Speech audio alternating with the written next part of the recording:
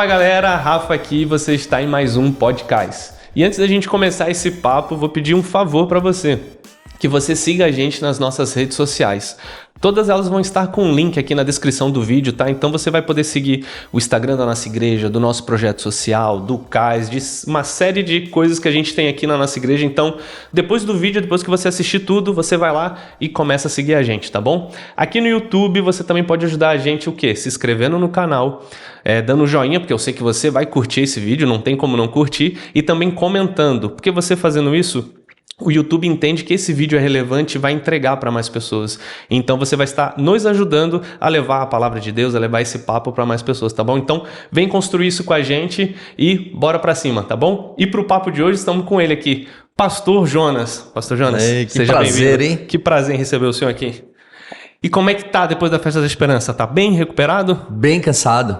Bem cansado, voz apanhada, não é? Mas é um cansaço bom. Eu creio que a Festa da Esperança é muito mais do que recursos para os projetos sociais. Sim. Festa da Esperança é comunhão, é solidariedade, é oportunidade de servir. Então, quando você vê... Esse ano a gente usou a camiseta vermelha, né? Cor de vinho vermelha. Aqui o amor vive. Sim.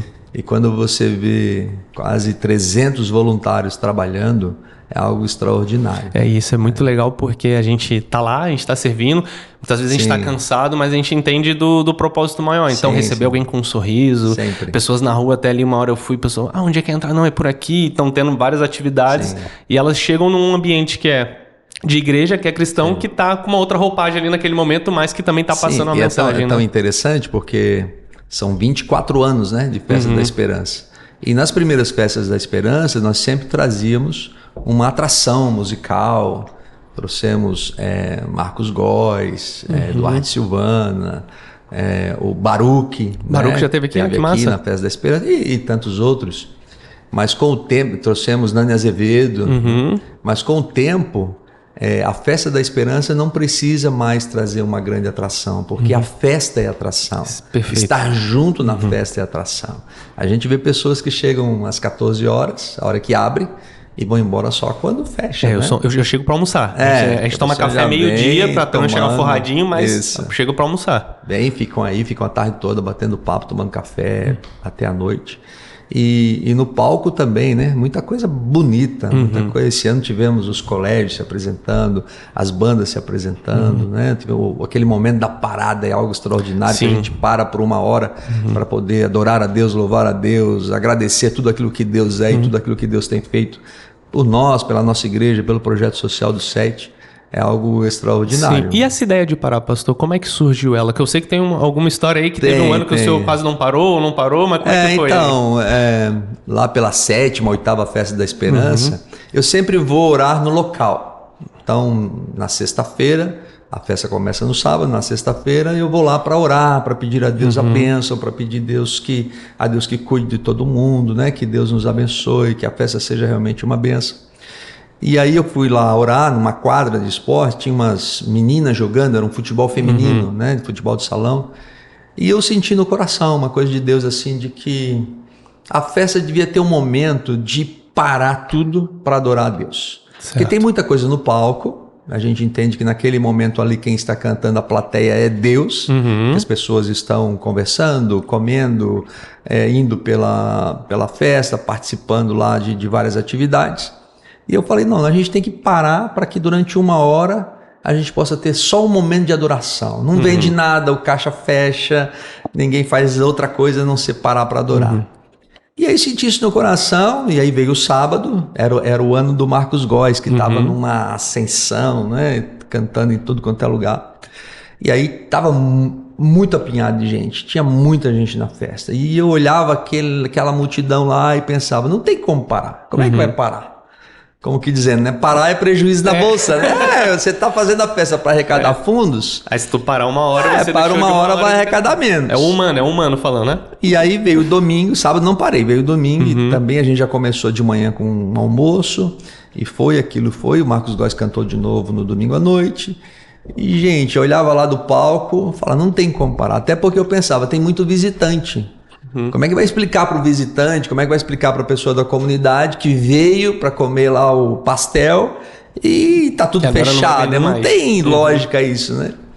E aí terminou, eu não parei, mas quando a gente fechou e apagou a luz do ginásio, eu comecei a chorar, sabe? Foi uma coisa impossível. Comecei a chorar e chorei bastante lá naquele escuro. E aí eu senti que eu ouvi a voz de Deus e não obedeci. Eu vi que Deus tinha falado comigo para parar a festa e não obedeci. E a gente foi fazer a contagem do dinheiro, né, do que tinha entrado. E naquele ano deu 18 mil reais de lucro. Sim. Depois de pagar tudo, deu 18 mil reais. E eu pensei, se tivesse parado, não teria dado o valor que deu. Mas aí eu contei essa história no domingo seguinte na igreja, no culto, né? Na hora da pregação, eu contei essa história. E aí um irmão veio falar comigo, pastor, eu senti a mesma coisa, pastor, eu senti a mesma coisa. Uma irmã falou, pastor, eu senti a mesma coisa. Eu falei, então é de Deus. Nós vamos assumir um compromisso que no ano seguinte, na Festa da Esperança, nesse horário do culto, domingo 7 da noite, a gente vai parar das 7 às 8 e só vamos ter um tempo de adoração. E aí veio o ano seguinte, nós paramos. Foi algo tremendo, maravilhoso, como tem sido até agora, né? Sim. Como foi no domingo passado, um momento muito especial. E paramos durante 1 hora e aí fomos fazer a contagem do dinheiro, tinha entrado 36 mil reais. Olha só. Então exatamente o dobro do que tinha dado no ano anterior. E interessante que eu convidei uma pessoa amiga que não é da igreja, da comunidade. É uma pessoa que corta o meu cabelo e ela veio e ela chegou bem na hora da parada. Ela chegou umas 10 para as 7, comprou as fichas, aí ficou com as fichas na mão. Era o Bruce não, né, pastor? Não era o Bruce não.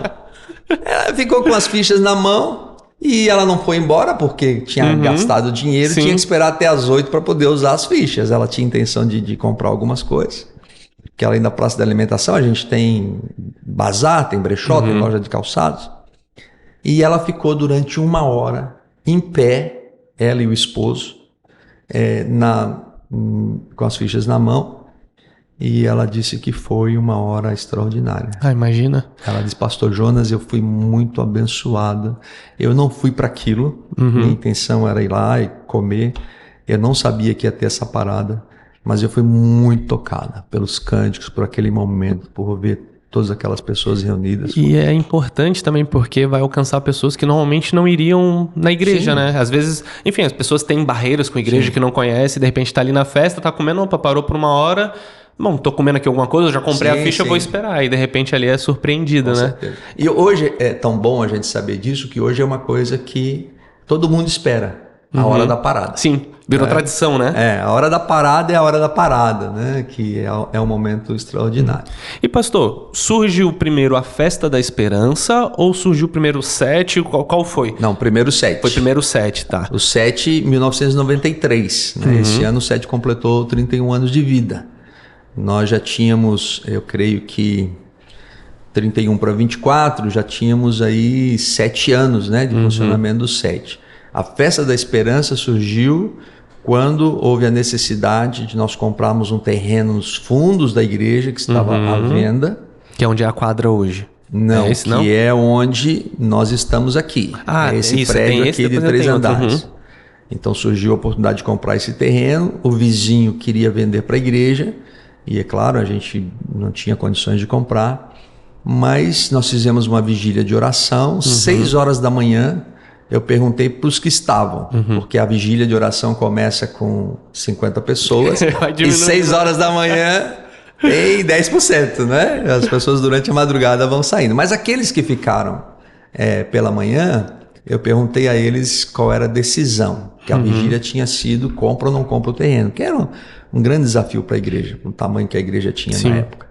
O senhor lembra quantos membros mais ou menos tinha? Eu creio que ainda estávamos lá na frente. Lá cabiam 120 membros. A igreja já estava bem lotada. Então eu creio que era nessa faixa aí de uns 150 membros. Sim. Ok? Porque a gente só veio para o segundo templo depois, quando construímos nesse terreno. E de manhã todo mundo foi a favor de que nós estaríamos realizando a compra. Levamos para a Assembleia e na Assembleia teve um voto contrário. Um irmão votou contrário, está registrado em ata lá. Não vou falar o nome dele aqui. Mas ele foi contrário, mas decidimos comprar. E aí demos ao vizinho 3 cheques predatados. Eu não sei se eu tinha coragem de fazer isso de novo hoje. Mas a gente deu 3 cheques predatados. E aí começamos a fazer uma campanha. A igreja arrecadou o primeiro cheque. E aí surgiu a ideia, já desde o início, de fazer uma festa com o objetivo de arrecadar fundos para comprar o terreno. Pastor, então, só um parênteses. Explica o que é cheque para o pessoal do Casa Adolescente. O senhor consegue resumir bem o que é um cheque para eles? Então, na época, né, era uma forma de realizar um pagamento, que existe até hoje, né? A minha geração, a geração do meu pai, não viveu sem um cheque, né? Principalmente o cheque predatado. Que era um documento que você assinava, um documento bancário, assumindo o compromisso de pagar para 10 dias, para 15 dias. O nosso foi 30, 60 e 90. Era uma promessa, né? Uma promessa de pagamento.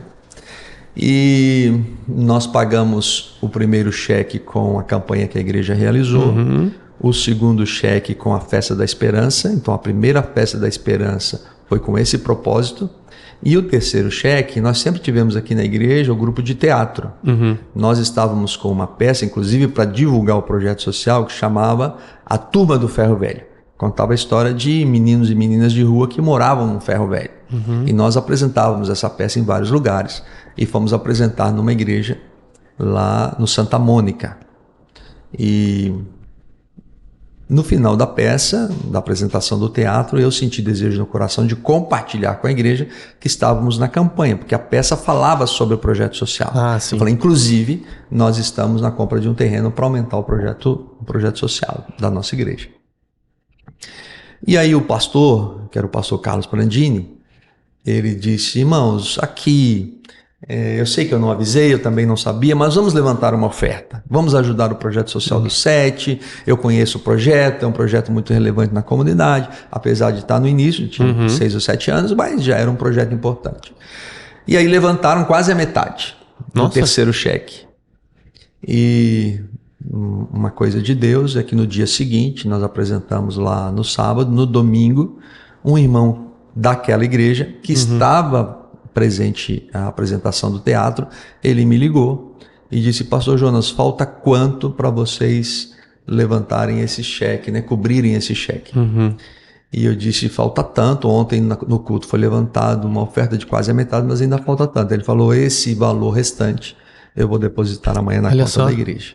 Então esse irmão, o nome dele é Renato, esse irmão depositou na conta da nossa igreja o valor restante, fechou então o terceiro cheque. Assim compramos esse terreno onde estamos aqui, onde foi levantado um prédio que tinha uma casa lá, né? O objetivo era ter uma casa lá. Então nessa casa lá nós abrigamos 486 bebês abandonados aqui na nossa cidade. Quanta gente. E olha só que engraçado, né? Porque tanta história que o senhor contou de parar uma hora no fazer o culto em uma hora na Festa da Esperança, como também ir fazer uma peça diante de, olha, a gente precisa de fundos para pagar, comprar um terreno, de tipo, olha, a gente sabe que precisa ser feito, mas a obra tem que continuar, né? Então, de repente, até num pensamento dessa, não vamos lá fazer essa peça porque a gente precisa fazer coisas, né?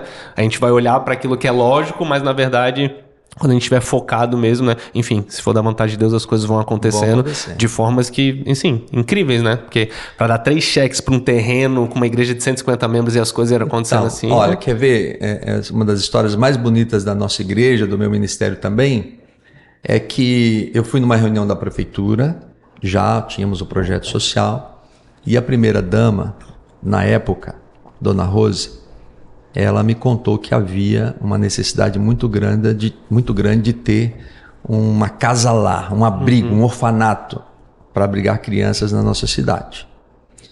E eu fiquei com aquele pensamento, vim na igreja, falei com a diretoria, nós tínhamos a oportunidade de fazer essa casa lá aqui, na nossa igreja, porque nós tínhamos construído já um primeiro piso, onde estava funcionando a creche do 7, mas poderíamos fazer um segundo piso. Nessa época já tinha creche, então? Já tinha creche. O projeto Comida e Vida, que era um contraturno da escola, e tinha também a creche.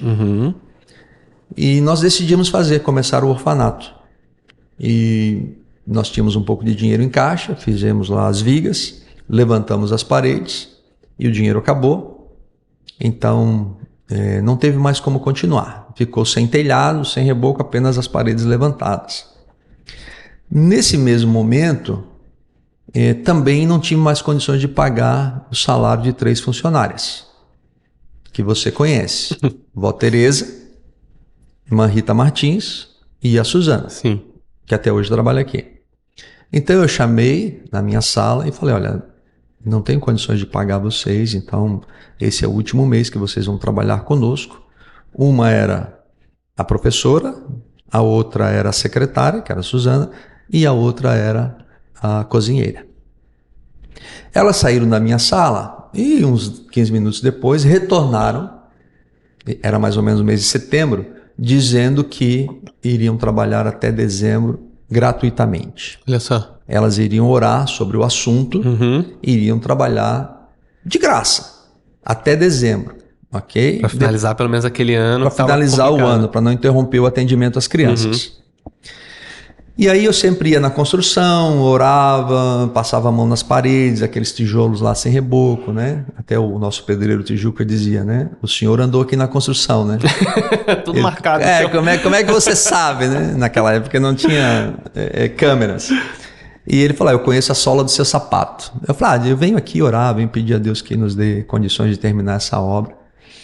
E aí eu saí aqui de Barreiros e fui lá para Biguaçu, para São Miguel, no acampamento Batista, no Recanto Batista hoje, para uma reunião. E nesse trajeto pela BR-101, eu senti um impulso.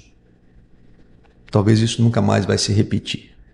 Deus só falou uma vez na sarça ardente, né? Nunca mais falou na sarça ardente. E eu creio que é uma coisa que aconteceu comigo e não vai se repetir. De entrar numa fábrica, às margens da BR, onde eu não conhecia ninguém. Mas entrei lá, aquele impulso no meu coração, entrei. Cheguei lá, pedi para falar com o dono da empresa, porque com projeto social não adianta falar com as paquitas, você tem que falar com a Xuxa, ok? Tá certo. Quero falar com o dono da empresa. E não sabia nem o nome dele, a moça que me atendeu lá na recepção disse que ele não estava lá, ele nem ia muito lá. O escritório daquela empresa, daquela fábrica, era no centro de Floripa, na rua Tenente Silveira. Então, fui para a minha reunião, alguns dias depois, ela tinha me dado um cartão com o endereço lá da Tenente Silveira, eu tinha lá o nome dele, eu fui na Tenente Silveira. Cheguei lá, um escritório chiquérrimo, e falei, eu queria falar com o senhor fulano de tal. Nós temos até uma placa com o nome dele aqui na entrada do set, né? Quero falar com fulano de tal. Ela disse, olha, ele não está, ele viajou, está em São Paulo, eu não sei quando ele vai retornar. Na época se usava muito cartão de visita, né? Sim. Então eu tirei um cartão meu, deixei com ela e falou, quando ele chegar, disse para ele vir conversar comigo, que eu preciso muito conversar com ele. Não, e foi seguindo mesmo ele sem saber que era o senhor e Isso, foi indo e... a coisa foi... Ainda não sabia nem quem era, só tinha o nome dele no cartão. Um dia eu estava aqui na igreja e encostou ali na frente da igreja, no nosso pátio, um Volvo preto. Saiu um senhor de terno e gravata, assim, aproximadamente uns 60 anos. Estava com o meu cartão na mão, mas eu nem podia imaginar ou fazer ideia de que era essa pessoa. E aí ele falou, quero falar com o Jonas. Eu falei, sou eu, estava numa escada, estava fazendo uma ligação de fio elétrico. E aí eu desci, ele falou, eu sou fulano de tal, dono da empresa tal. Olha só. Eu soube que você esteve na fábrica e no escritório e queria falar comigo. Eu quero saber o que é que você quer comigo. Aí eu falei, o senhor pode entrar aqui, por favor. Levei ele aqui para dentro da igreja.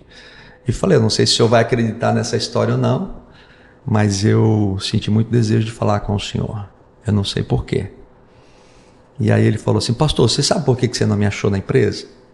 Porque eu tenho câncer. E eu fui para São Paulo fazer uma cirurgia extremamente delicada, mas só podia ser feita lá em São Paulo, fui para lá. Mas antes de entrar na sala de cirurgia, eu disse assim, Deus, se tu me livrar dessa, eu vou construir um orfanato. Olha só. Oh, rapaz, eu comecei a chorar, né? Comecei, eu vou chorar. Não imagina. Levei ele lá na construção e falei, isso aqui que nós estamos fazendo é um orfanato. Eu não consegui nem explicar direito. Não, isso aqui é um orfanato. Aí eu falei, só que o dinheiro acabou.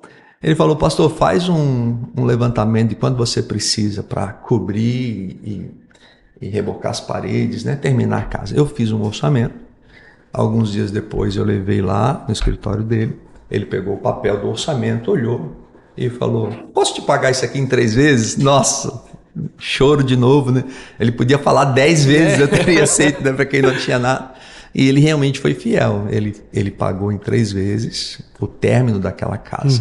E aí começamos a conversar, a trocar ideias. Ele queria saber como funcionava, como as coisas eram pagas aqui na instituição. E você lembra das 3 mulheres que estavam trabalhando até dezembro de graça.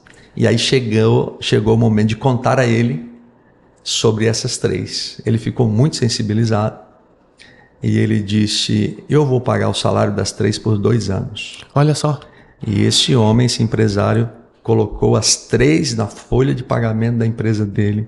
E durante 2 anos, essas 3 mulheres, elas foram honradas por Deus.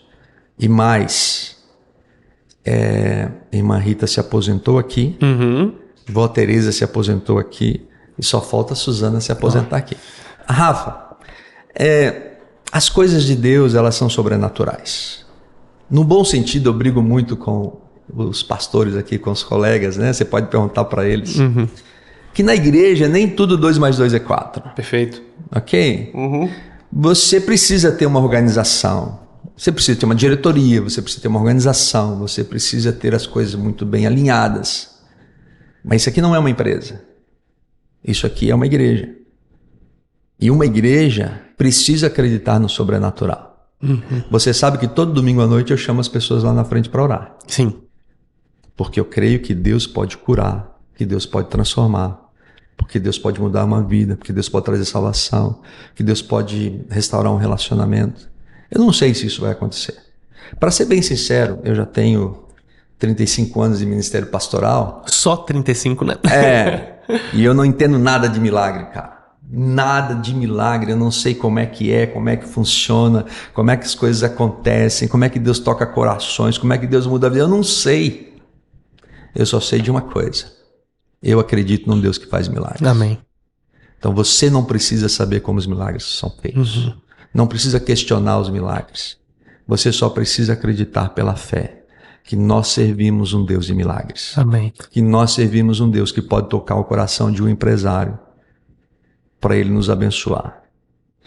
Quando nós compramos o outro terreno, Deus tocou no coração de um homem lá no Canadá, crente no Senhor Jesus Cristo. Ele soube do nosso projeto através de uma associação.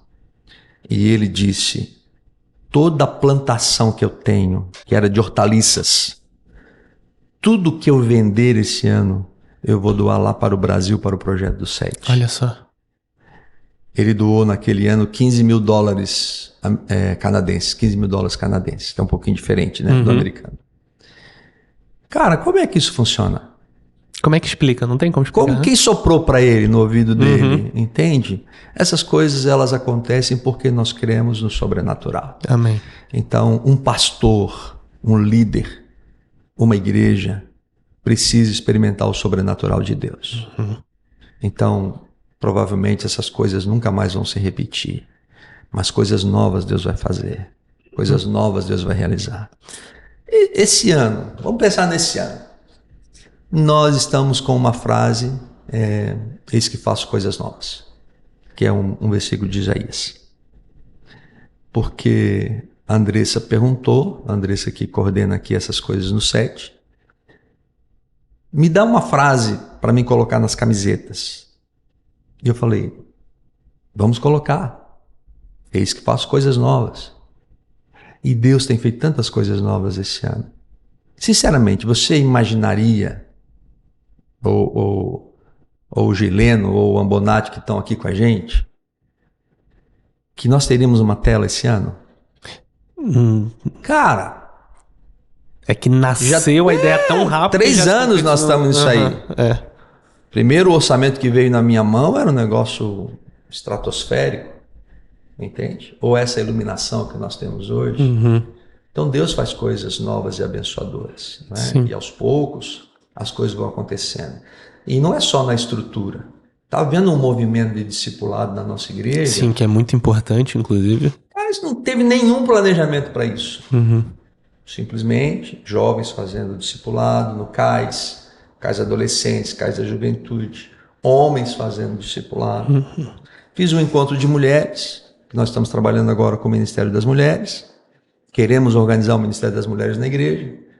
E o principal item que teve lá, entre tantos que colocaram, nós precisamos um discipulado de mulheres na igreja. Então a igreja já está entendendo a importância de ter Sem um discipulado dúvida. e caminhar junto, né? Sem Caminhar dúvida. perto, né? E pastor, foi legal algo ali que o senhor falou, porque acredito que até a gente na nossa vida cristã, muitas vezes a gente quer até idealizar ou meio que dizer para, poxa, eu preciso de algo, mas eu queria que o milagre fosse assim, né? E às vezes a gente deixa de olhar para coisas que até são simples, mas que são super significativas, né? Por exemplo, de repente o senhor faz aquele momento de oração, alguém ora e de repente um casamento é restaurado. Isso é um milagre. Sim. Um pai volta a falar com um filho com um pai. Uma pessoa que tem uma vida totalmente às avessas consegue se organizar, né? Então, eu acredito que a gente sempre vai vivendo pequenos milagres, obviamente. Tem essas coisas extraordinárias, como o senhor falou, né? Aconteceu uma vez e amém, né? Porque a gente não vive em função do milagre, certo? A gente vai viver para Deus, para Jesus, entendendo o que ele já fez pela gente. E é um bônus isso, né? Que acontece essas experiências, É né? assim, Rafa, ó. Você já jogou videogame? Já, jogo bastante, inclusive. Videogame é uma coisa que tem fases. Uhum.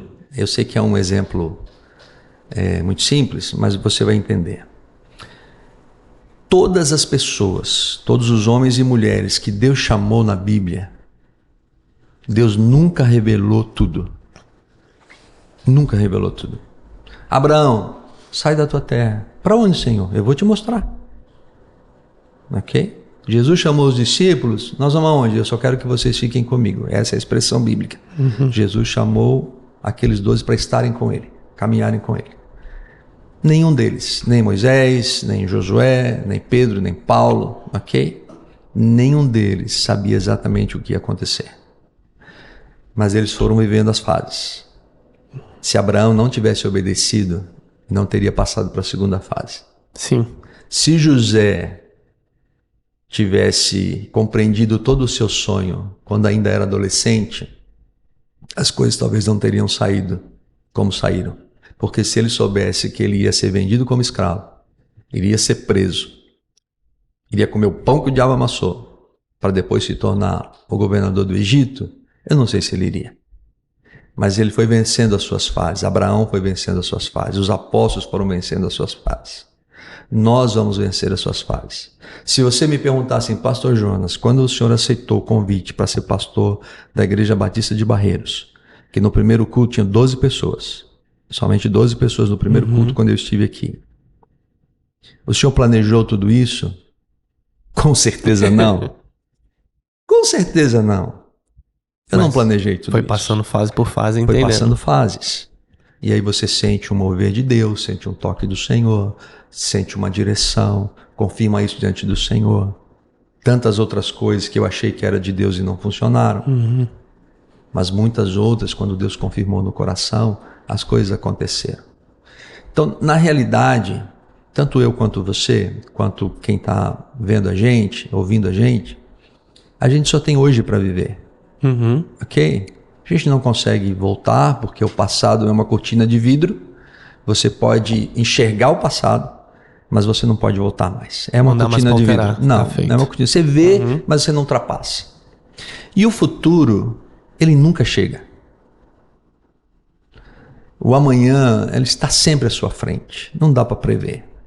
Agora, hoje, você tem uma grande oportunidade. Poxa, de ser um bom marido para Jorge. Eu ser um bom marido para Thelma, um bom pai para os meus filhos, um bom avô para o Miguel. Hoje eu tenho uma grande oportunidade de servir a Deus de todo o meu coração. Hoje eu tenho uma grande oportunidade de fazer diferença na vida de alguém, na vida da igreja. Hoje eu posso planejar algumas coisas e devo planejar algumas coisas, ok? Faz parte da vida e faz parte de uma organização. Mas na realidade, se você der os passos que você precisa dar hoje, você tem muito mais oportunidade de conseguir as coisas lá na frente. Hoje nós fizemos um mutirão para desmontar a Festa da Esperança. Sim. Ok? Estamos trabalhando aí desde 8 da manhã e muita gente ajudou e tudo aquilo que montamos estávamos desmontando. Mas hoje, no meio desse mutirão, eu já comecei a planejar o programa de Natal, o culto de Natal.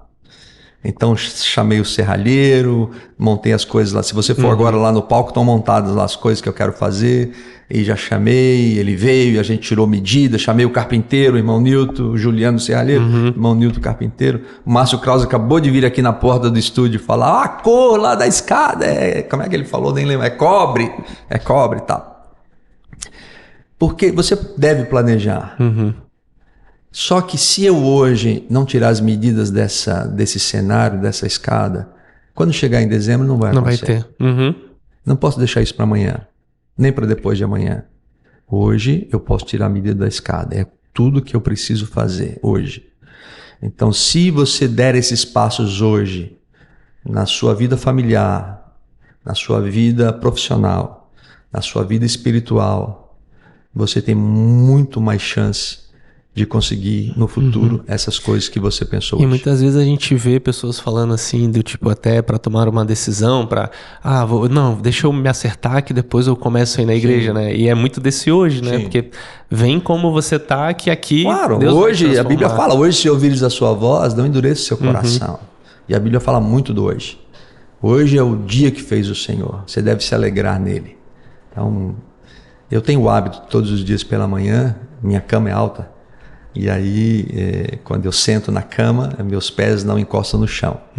Então eu digo, Deus, muito obrigado pela noite, pelo descanso e por esse dia. Eu tenho tantas coisas para fazer hoje e eu peço que o Senhor me dirija, que o Senhor me acompanhe, que o Senhor me dê sabedoria. Então eu sempre digo, antes que os meus pés toquem no chão, eu já falo com Deus. E esse é um hábito que eu espero que me acompanhe pela vida inteira. De poder, nesse dia, fazer o que eu preciso fazer bem feito e ter sempre essa consciência de que eu preciso de Deus. É quase que dizendo, Senhor, não vou conseguir sem o Senhor.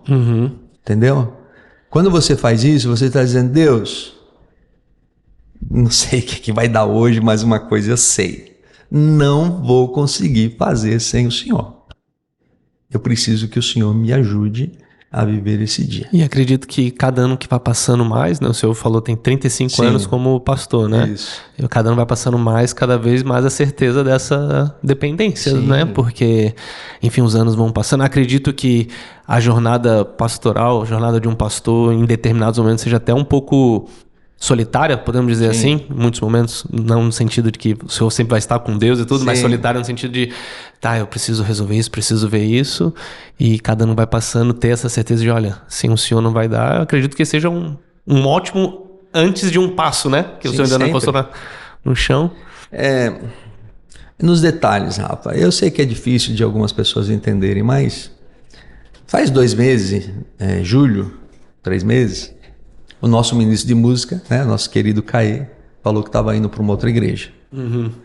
E aí, no mesmo mês, chega uma pessoa de Manaus, sem nenhum aviso, sem nenhum recado de que vai chegar, e chega, começa a frequentar a igreja, começa a fazer nossos passos para se tornar membro da igreja.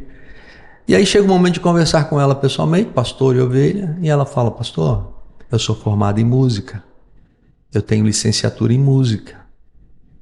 Cara, não sei se... Eu acho que a igreja, às vezes, eu acho que não compreende isso.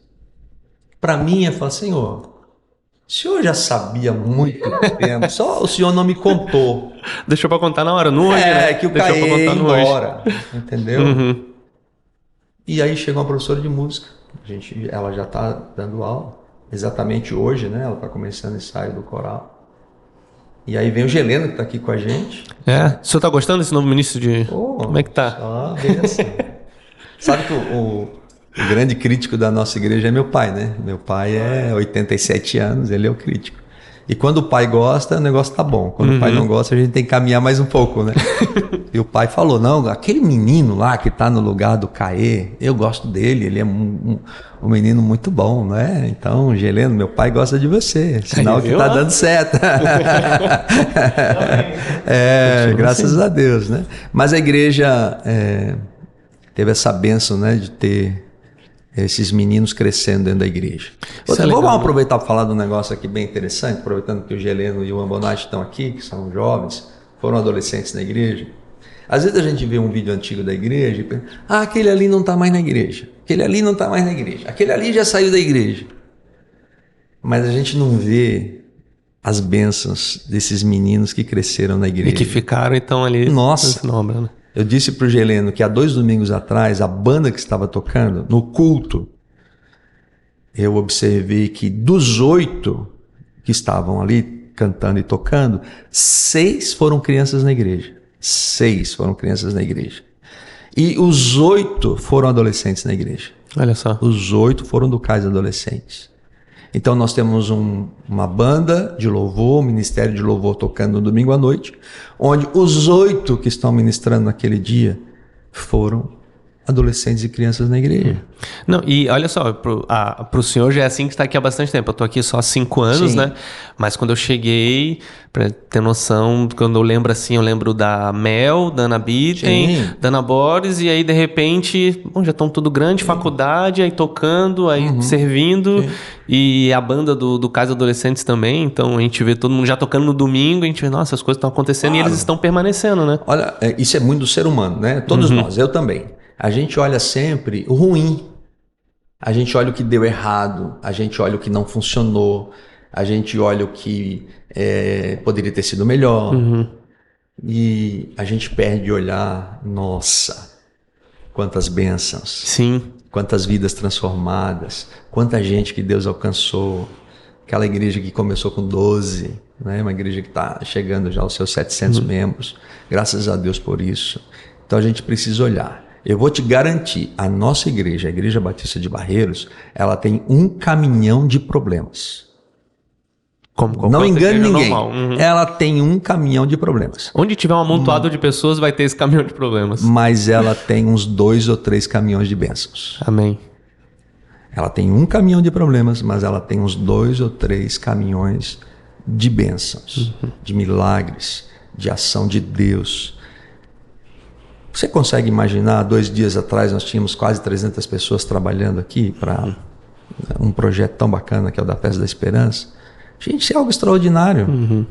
Eu converso com outros colegas, pastores, eles querem saber como é que a gente consegue fazer para mobilizar tanta gente. Eu falo, nem eu sei, gente. Mas acho que foi construído com o tempo, né, pastor? Porque quando eu cheguei aqui, e de uma perspectiva de um tempo bem menor, o serviço sempre foi muito falado, sempre foi muito enraizado, assim, né? Eu lembro que até a primeira vez que a gente ficou na Barraca do Sucro, que é a Barraca da Juventude, a gente ficou com o Geleno e a Emily lá. E é isso, assim, é servir, é servir. É a missão da igreja, né? A visão da nossa igreja é servir a Deus e as pessoas. Exato.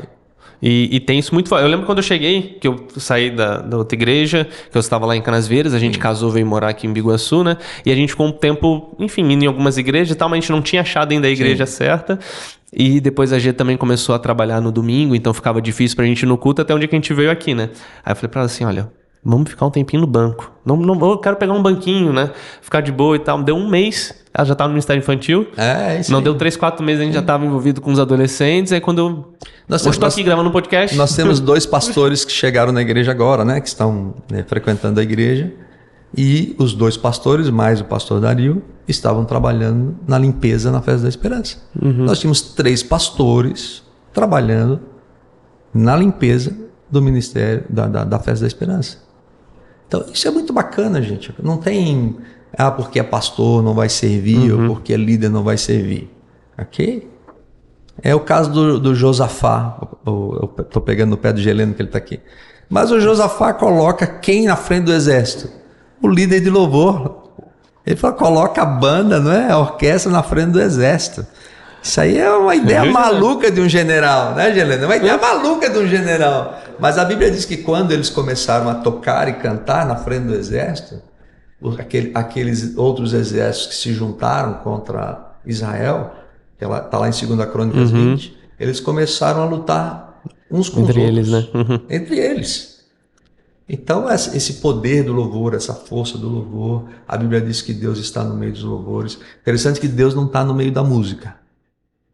Deus não está no meio da canção. Porque fora da igreja tem muita música e algumas músicas muito boas, alguns cantores muito bons, alguns instrumentistas excelentes, não é? Deus não está ali. A Bíblia diz que Deus está no meio do louvor, quando aquela música, aquela canção é de fato adoração, é de fato louvor. E só tem 2 palavras na Bíblia para louvor e adoração. A primeira é proskunel, que é o prostrar-se diante da autoridade, é prostrar-se diante do rei. Você vê muito isso em filmes da Idade Média, né? Quando o súdito chegava diante do rei, ele se prostrava. Então, diante de Deus, a gente se prostra. É pobre de espírito, como diz Jesus. É sem exigência, sem salto alto, sem prepotência, sem orgulho. Eu sei que não estou só diante do pastor. Eu não sei que eu não estou só diante do ministro de louvor. Eu estou diante de Deus. E diante de Deus eu me prostro. Porque eu sei que sou pecador. E só estou aqui porque Jesus morreu na cruz por mim. E a segunda expressão é latreia, que é usado para servir. Então, nós só temos 2 maneiras de louvar e de bendizer a Deus. É nos prostrarmos, reconhecermos a autoridade para quem nós estamos cantando e servir através da voz, através do instrumento musical, através do teatro, através do ministério da igreja. Vou te dar um exemplo. Fiz um casamento aqui na igreja. E eu tô lá, bonitão, lá, terno e gravata, bacana e tal. No estilo. Bem no estilo, todo mundo bem no estilo.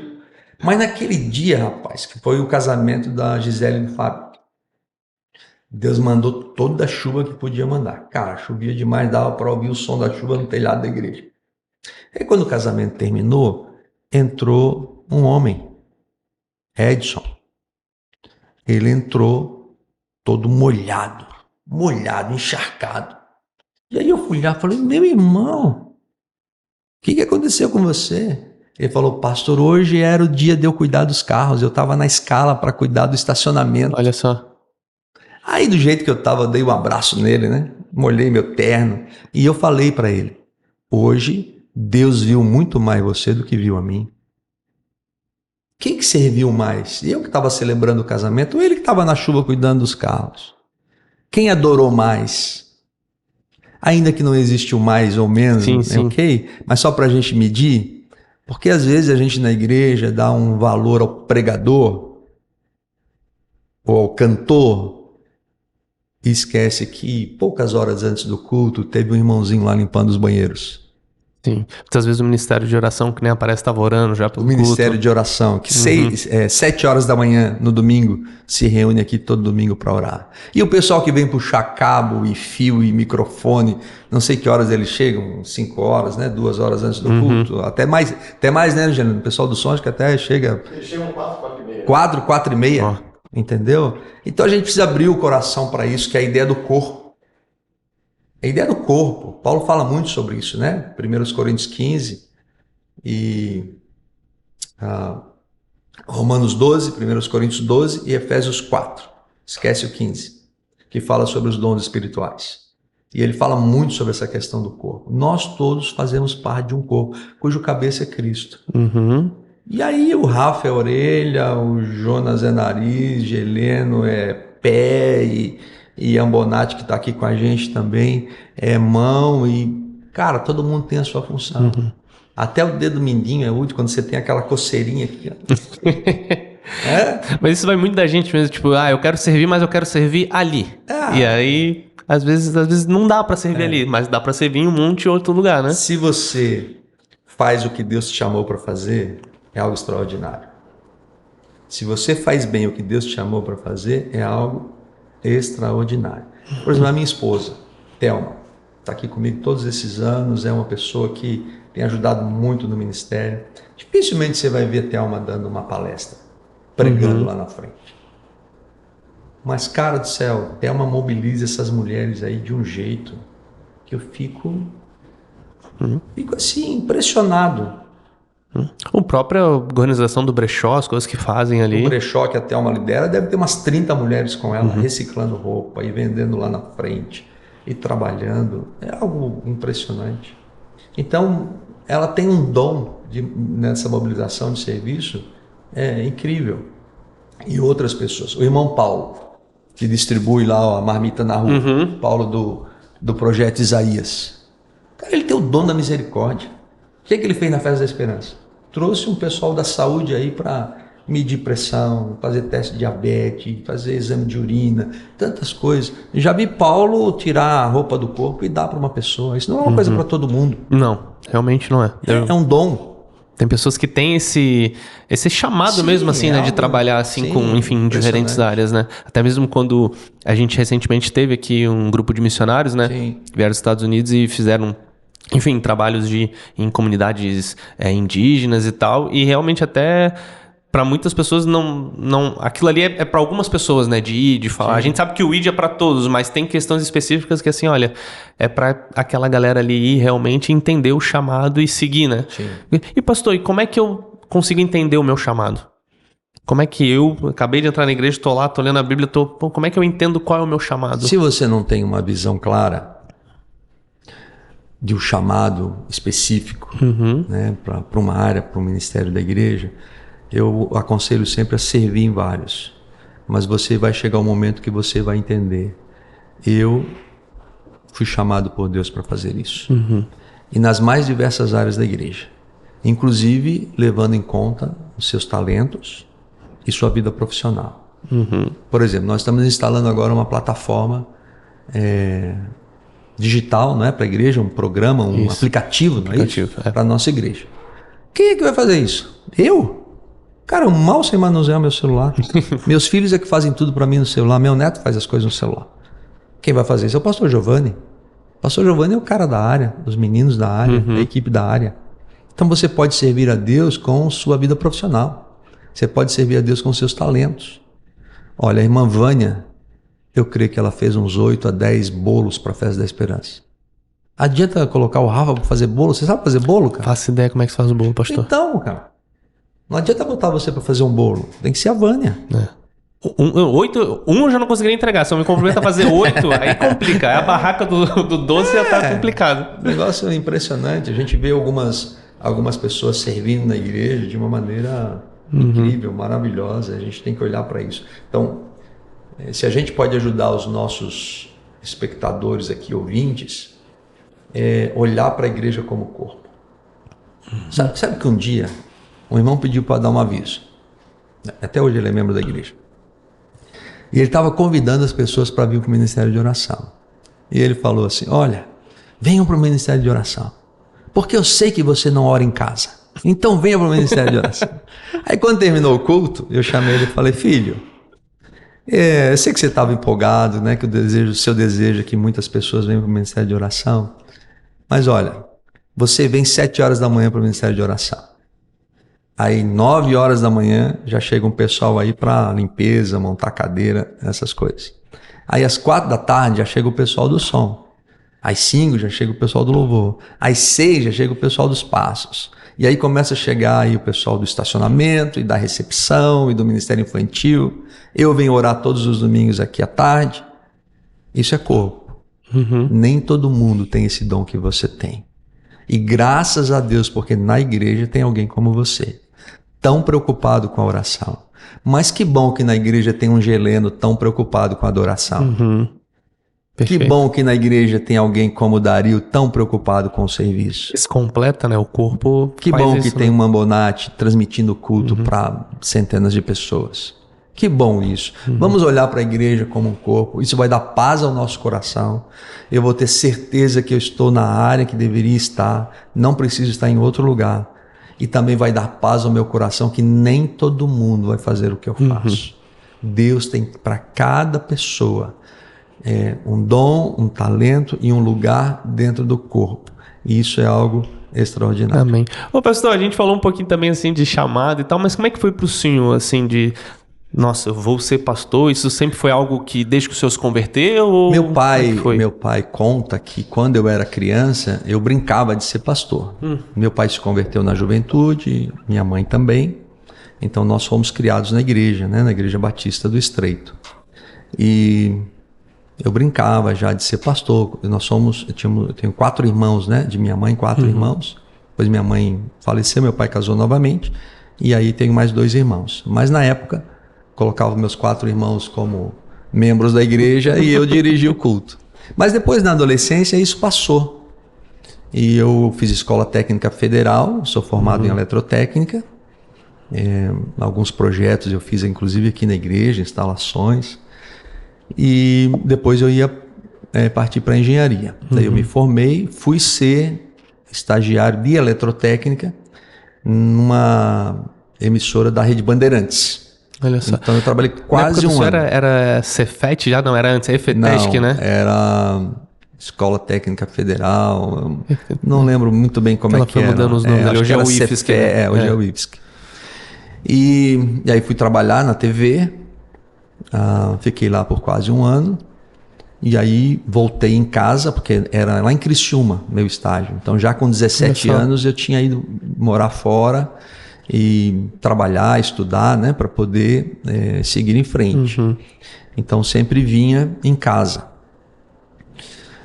Já estava namorando a Thelma, ok? Com 16, 17 anos, né? Já estava namorando a Thelma. E vim em casa, fomos na igreja no domingo à noite, exatamente num culto de missões. E aí o pastor Adevaldo, que era meu pastor, ele falou: Jonas, vem aqui para você recolher a oferta. E aí na época era uma bandeja de prata, a gente andava com aquela bandeja de prata pela igreja, né? Pelos corredores, recolhendo a oferta, dízimos e ofertas.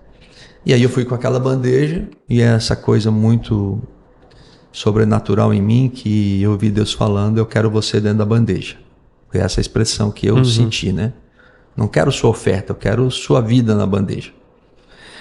E aí eu saí, entreguei a oferta e saí, não fiquei mais no culto, incomodado com aquilo, e chorei bastante também. Aí não voltei mais para dentro da igreja, fiquei o tempo todo lá fora.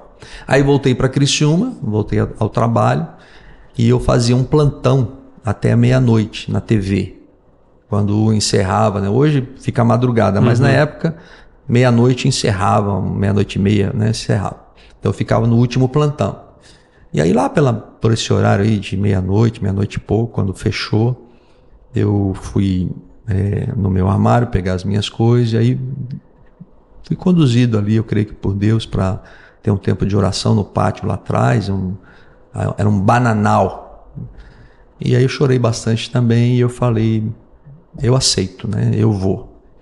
Então pedi demissão no dia seguinte, lá no meu estágio na TV Band, na Band. Aí voltei e comuniquei a minha família, né? Meu pai falou: não, se é isso que você quer, que você tem certeza, porque tinha que ir para Curitiba, né? A faculdade de teologia era em Curitiba. Então voltei, e aí foi a parte mais difícil, que foi comunicar Thelma, né? Thelma é filha de pastor, Thelma é filha de pastor. E ela não se imaginava casada com pastor, porque ela sabia de todas as dificuldades e lutas pelas quais o pai passava, a esposa do pastor, né, a mãe dela passava. E aí eu falei para ela que tinha recebido um chamado, e aí ela terminou o namoro. Então já estávamos juntos aproximadamente há 4 anos. Bastante tempo já. Bastante tempo namorando, e ela terminou o namoro. Ela falou: se você vai para o seminário, vai para a faculdade de teologia, para mim não vai dar. E aí ela terminou o namoro, e nós ficamos quase um ano sem nenhum tipo de contato. E depois de quase um ano, porque eu não abri mão de ir para a faculdade. Sim. O chamado foi muito forte, eu não abri mão. Convicto que era realmente... Convicto que Deus queria aquilo para a minha vida. E quase um ano depois, ela me procurou dizendo que Deus havia tocado o coração dela e que ela iria para Curitiba comigo. Aí nós casamos. Aí eu casei rápido também, né, cara? Pra aproveitar, né? Não, já que ela decidiu, aí casei rápido. E aí nós casamos, fiquei noivo, casamos e fomos para Curitiba, né? E lá ficamos. A Andressa nasceu em Curitiba, nossa primeira filha. E foi algo assim extraordinário. Então agora, esse ano, nós completamos 41 anos de casados. Olha só. Thelma. Graças a Deus. Que Thelma legal. sempre aí me ajudando. E aí desse casamento veio a Andressa, que trabalha comigo já há 15 anos. É uma das coordenadoras aqui do nosso projeto. E Rafael. Bonito o nome dele. Bonito nome dele, né? Significa Deus cura. E o Rafael, que é um cara que trabalha na área da mídia, né? É videomaker. É uma pessoa que começou a trabalhar aqui na igreja, fazendo praticamente o que os meninos fazem aí, né? Na área de filmagem. E acabou profissionalmente trabalhando com isso. Olha só, que legal. Sempre foi um desejo do senhor ser pai, assim? Sempre foi algo muito forte? Sempre. E Deus nos abençoou, que Deus nos deu um casal, né? Graças a Deus. E do casamento da Andressa com o Alan veio o Miguel, nosso neto, né? Meu amigo, uma pessoa muito especial, a quem eu amo de todo o meu coração. E o Miguel é um menino que já está com 10 anos, muito inteligente, é um abençoado mesmo, graças a Deus. Eu também gosto muito do Miguel. Eu gostava mais quando ele torcia pro nosso time, né? Ele trocou, mas tudo bem. Você sabe que quando ele nasceu eu dei tip-top para ele, do Fluminense, bonezinho do Fluminense, várias camisas do Fluminense. Mas quando ele atingiu 8 anos, ele falou, eu vou torcer pro mesmo time da avó. Puxa. A avó, a Thelma é Flamengo, ele falou, vou torcer pro mesmo time da avó e ficou. Agora ninguém muda mais. Deve ser por causa da cuca de banana. Deve ser. Pastor, o senhor tocou nisso aí, eu tenho um momento especial aqui, que é o que eu queria falar. Sério? Sério, calma aí. Não acredito. Só um minutinho. Manda ver aí. Agora fiquei curioso. Agora aqui a gente vai enfeitar pra ficar bonito.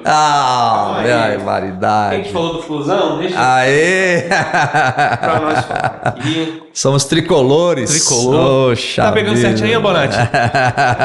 Último campeão da América. O último campeão da América. Pastor, futebol é uma paixão que o senhor tem, né? Tenho.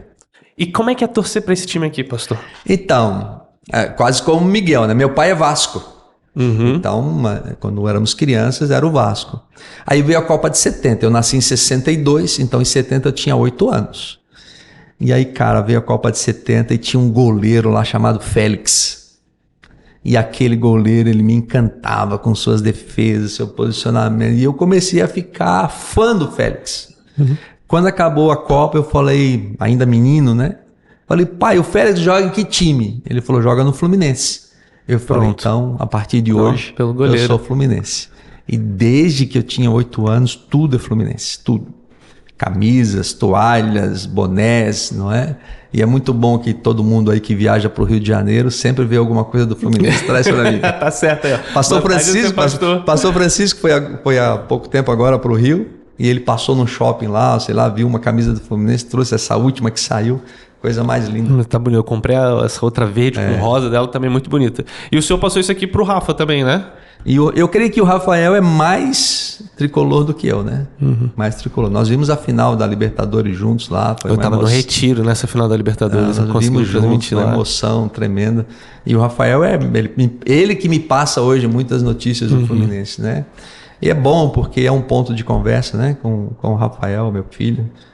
Foi muito bom. Outro dia ele me ligou e falou assim, pai, vamos em Curitiba ver o Fluminense? Pô, nós estamos em Floripa. Pertinho. 300 quilômetros. E eu falei, puxa vida, ia até Curitiba para ver o Fluminense jogar. Aí falei com o Thelma, o Rafael quer ver o Fluminense em Curitiba, que infelizmente nós estamos sem time na Série A aqui, então o Fluminense não vem em Floripa, né? E ele falou para mim ir com ele e tal, e aí eu falei, mas eu vou conversando com ele. Aí nós saímos daqui depois do almoço, foram 3 horas viajando juntos, conversando, e 3 horas voltando. Chegamos lá, era contra o Atlético Paranaense. Chegamos lá, o Fluminense perdeu, 1-0. Aí voltamos. E aí quando a gente vinha chegando de volta em casa, a gente comentou, né, que o mais importante não foi o jogo, mas foi a jornada. Perfeito. O mais importante não foi o Fluminense ter ganhado, né, ou ter perdido o jogo. Mais importante que foram 6 horas, né, de conversa, pai e filho, filho e pai, trocando ideias. Isso é algo extraordinário. É o que todos devem experimentar um pouquinho mais. O senhor, como pastor, assim, de família, podemos dizer assim, obviamente, né, a gente fala de futebol, a gente gosta, mas a gente entende que é um esporte e tal, tudo assim, mas perdeu um pouquinho, não só o futebol, mas até essa interação de pais com filhos, de atividades assim extras que geram esses laços, né? Porque eu até lembro que no dia que eu casei, teve um momento dos votos que eu Sim. pedi ali uma licencinha poética que eu direcionei umas falas diretamente para minha mãe e pro meu pai.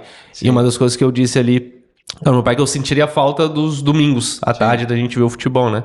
E isso meio que se perdeu muito, assim, pastor. O quanto isso é importante para uma família Eu quero pra ter esse laço? Se você me permite, eu quero deixar um recado assim pro pai e pro filho, que é uma coisa que tem que ser intencional.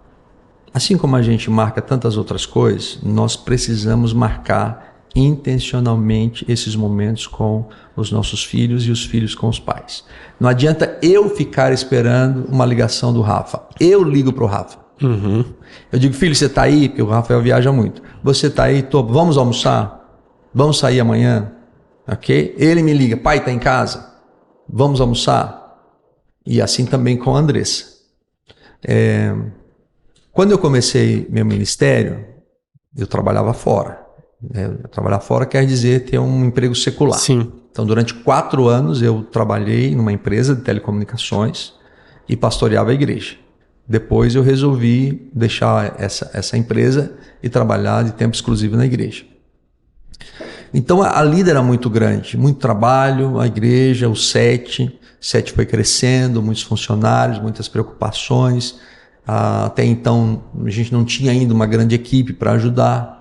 Então, eu abri um projeto de pizzaria escola, a gente formava 28 adolescentes por ano, curso de garçom, chapeiro de lanche e pizzaiolo. Então, às vezes saía de casa antes das 7 da manhã e chegava em casa quando a pizzaria fechava, 00:30. Comi muitas dessas pizzas, pastor, porque meu pai ele fez o curso aqui de garçom. Exatamente. E às vezes sobrava a noite, ele levava, daí a gente ainda comia lá em casa. É um sucesso tremendo, né, esse projeto. E aí você acha que você está fazendo certo. Você está casado, você tem filhos, você está trabalhando, você é pastor, você está fazendo as coisas corretas e tal. E eu atendo aqui na igreja toda quarta-feira, até hoje. E eu sempre digo para a Suzana, né, nossa secretária, manda entrar a próxima, ou manda entrar o próximo. E aí eu liguei, peguei o telefone ali da mesa e falei, pode mandar entrar o próximo. Aí entrou a Thelma. Ixi, Daí ela entrou e falou assim, eu sou a próxima.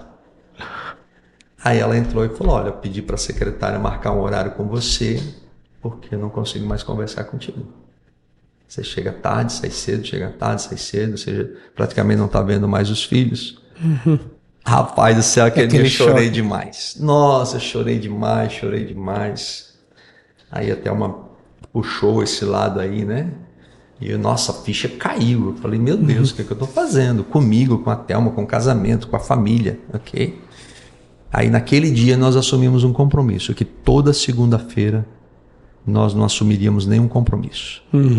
Nem com outras pessoas, nem na igreja, até hoje. Você sabe que eu não venho aqui segunda-feira. Eu só venho aqui segunda-feira se morrer alguém, daí não tem jeito, tem que vir. Mas se não, eu não venho aqui. E toda segunda-feira nós saímos. Até hoje. Até esse momento de vocês. Então, se os filhos estão em casa, eles saíam com a gente. Ou às vezes uma segunda-feira com eles, uma segunda-feira só eu e Thelma. Mas ainda hoje, eu e Thelma saímos toda segunda-feira. Ou para ir na praia, ou para fazer um passeio, ou para ir jantar. Quando está perto do pagamento, vai jantar. Quando está longe do pagamento, vai comer cachorro-quente. Perfeito. Mas a gente não deixa de sair. E também projetamos isso com os nossos filhos. Legal. Entende? Às vezes, nós saímos todos juntos para ir jantar. Às vezes vamos todos num cinema ver algum filme que a gente quer ver, todos estamos lá. Então isso é algo que tem que ser intencional. Eu preciso colocar isso de forma prática. Vou te dar um exemplo. Eu assumi um compromisso com a minha filha que pelo menos uma vez por semana eu vou buscar o Miguel na escola. Então às vezes eu estou na lida ali, eu largo tudo e eu vou lá buscar ele na escola. É para o senhor ter esse momento com o seu neto. Para ter esse momento uma vez por semana com ele. Porque se eu não fizer isso, não vou conseguir fazer. Todo dia tenho que fazer, todo dia tem muito trabalho. Hoje nós temos 43 funcionários trabalhando aqui, uma situação muito intensa o tempo todo. Nós alimentamos 160 crianças todos os dias aqui, são 570 refeições por dia. Tem 5 funcionários na cozinha para dar conta, então é muita lida. Então, se eu não fizer isso intencionalmente, não vai acontecer. Se você não fizer isso intencionalmente com a Geórgia, não vai acontecer. Você precisa ter um dia só para a Geórgia. Você trabalha, você estuda, você tem aqui suas atividades na igreja, mas você vai ter Geórgia, como o Geleno tem que ter com a esposa também, com a Emily, uma vez por semana, não faço nada. Uma vez por semana, meu tempo é seu. À noite, ou durante o dia se pode, ou uma tarde, mas tem que ter esse tempo intencional. Então a gente vai deixando, a vida vai trazendo muitos compromissos, a lida é muito grande, a gente vai deixando, e eu atendo no gabinete pais que dizem, eu não vi meu filho crescer. Aí sufoca. Eu perdi as horas da minha filha, entendeu? Pastor, como é que a gente, sendo da igreja, a gente consegue entender, vamos lá, servindo demais, preciso dar uma parada... Como é que eu vou lidar com isso? Porque também entendo que o serviço é importante, mas obviamente a primeira coisa é a minha casa. Como é que eu posso equilibrar isso assim? Eu já vou tirar a camisa daqui, porque o pessoal já viu bastante. Só, última pergunta. 2008 já não assusta mais o senhor? Cara, porque a gente perdeu a Libertadores, não assusta mais. Não. Somos campeões. Tá tudo certo. Campeões da América. LDU é só faculdade isso agora. Isso é um fato. Vou guardar isso é um fato, isso é história. Guardar o manto aqui pra não ficar tão abonado, ficar bolado ali. Do outro tricolor, não.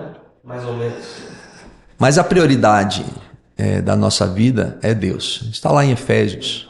A prioridade é Deus, sempre. Depois vem a nossa família. Então, quem não é casado, são seus pais, seus irmãos, né? A sua família. Quem é casado, sua esposa, seus filhos. Essa é a nossa prioridade. E aí depois vem o nosso trabalho, nosso sustento, nossa vida profissional. E depois vem o nosso serviço. Pastor, qual que eu devo escolher? Você tem que escolher os 4. Não é amar a Deus e não trabalhar.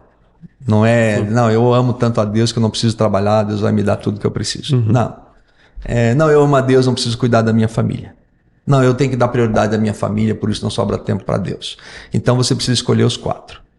É Deus, seu relacionamento pessoal com Deus, sua vida com Deus, a sua família, seu relacionamento familiar, o seu cuidado com a família, a sua vida profissional como um servo de Deus, onde quer que você esteja, você é um servo de Deus. Você não é servo de Deus na igreja.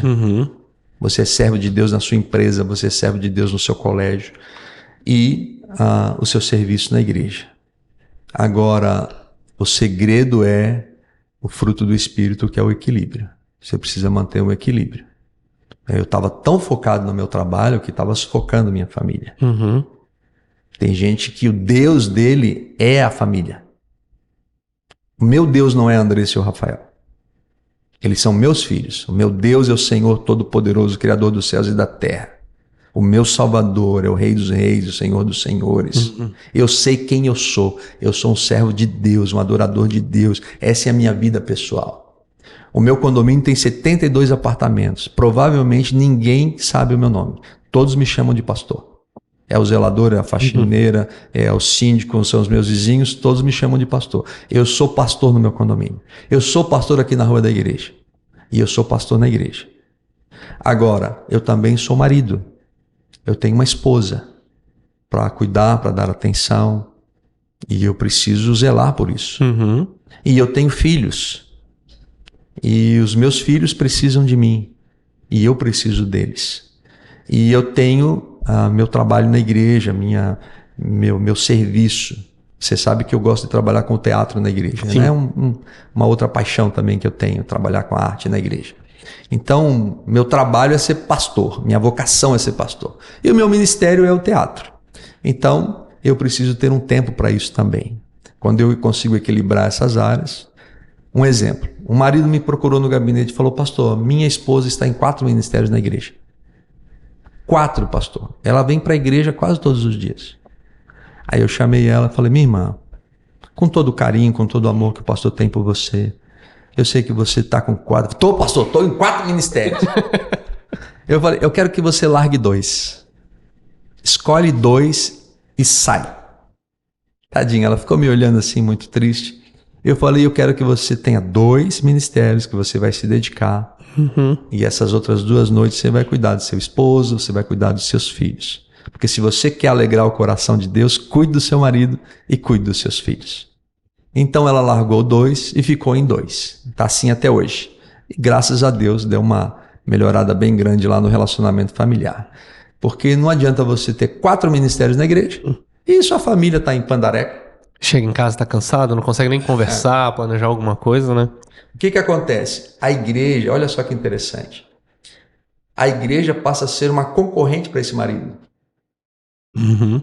Essa igreja está roubando a esposa. Essa igreja está roubando a mulher dele. Ele não quer saber da igreja. Ele tem dificuldade de entender essa igreja. Qualquer coisa que envolve igreja é um tempo longe, é um tempo sem a gente estar junto, sem a gente estar vivendo coisas, enfim, do casal, da família, dos filhos. Agora, né? essa mulher não pode ficar sem servir a Deus. Essa mulher precisa ter um ministério na igreja. Ela não precisa ter 4. Sim. Então, o combinado em casa, na minha casa, era todos nós na nossa casa tínhamos que estar em um ministério na igreja. Uhum. Então, quando todos estavam em casa, eu, Thelma, Andressa e Rafael, todos tínhamos um ministério na igreja. Era o nosso combinado. Quem quisesse ter 2 e pudesse ter 2, teria. Mas não poderíamos ficar sem um ministério. Todos tínhamos que ter um ministério na igreja, participando de um ministério na igreja. Não 5, 1. Talvez você tenha condições de ter 2. Uhum. Agora, se você tem 4, tem 5, alguma outra área da sua vida está ficando para trás. E aí você tem que trazer esse equilíbrio. Sim, e às vezes o próprio Deus, que era a sua prioridade número 1. Porque às vezes a gente está tão envolvido na obra de Deus que esquece do próprio Deus. É o tempo de devocional, Isso. de oração, leitura. É um cuidado que o pastor tem que ter. Uhum. O pastor tem que ter esse cuidado. Porque às vezes ele está tão envolvido na obra de Deus que ele não tem mais nem devocional. Ele nem tem mais tempo para lidar, para orar, para ter um tempo com Deus. Ok? Eu venho aqui orar todo domingo à tarde. Todo domingo à tarde eu venho, já há muitos anos. Eu não venho por obrigação. Eu venho porque eu sei que eu preciso. Uhum. Eu sei que à noite eu vou estar pregando. Eu sei que à noite eu vou estar dirigindo o culto. Eu sei que à noite eu tenho que trazer uma mensagem ao coração do povo. Então eu preciso vir orar. Uhum. Ok? Não é uma obrigação. Eu sei que eu preciso vir orar. Porque todo aquele estudo pode ser só um discurso. Perfeito. Ok? Só um discurso. Às vezes o discurso é muito bom, mas não tocou o coração de ninguém, não falou ao coração de ninguém, não mudou a vida de ninguém. E isso só quem pode fazer é o Espírito Santo. Então eu venho orar porque eu preciso orar. Amém. E pastor, você tá falando nisso, como é que é o seu processo de montar um sermão, assim? Como é que o senhor prepara? Porque o senhor, imagina assim, o senhor já tá há 35 anos, Sim. quase todo domingo o senhor prega, né? Então é muita pregação. Como é que o senhor prepara assim, não? É esse tema aqui, eu estudo um texto, vejo algum outro livro, busco de outros lugares, outras fontes? Eu começo a preparar o sermão de domingo na quinta de manhã. Então, quinta de manhã, normalmente eu não venho na igreja. Até porque se eu venho, eu não consigo estudar. Sempre alguém entra, alguém chama, alguém tem alguma coisa, muita Vai gente. interrompendo, né? Então, normalmente, quinta de manhã, eu fico em casa, no meu escritório lá, e eu dedico para orar e começar a preparar a mensagem de domingo. Às vezes, quando está pregando determinados assuntos, os milagres, ou as parábolas, ou o Velho Testamento, fica mais tranquilo. Quando você está começando um assunto novo, então, decido quinta de manhã. Na quinta já de manhã, eu já mando o tema para o pessoal da mídia. Né? Já mando para a Rebeca lá para ela fazer a arte. Ok? Aí sexta-feira, eu de manhã faço o corpo do sermão. Então eu vou fazer todas as minhas anotações, vou fazer o esboço direitinho.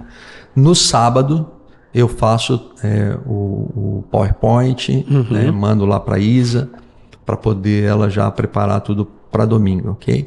E aí no domingo, então, é aquele tempo mais de oração e de você avaliar tudo que você escreveu, preparou, definir as ideias, ok?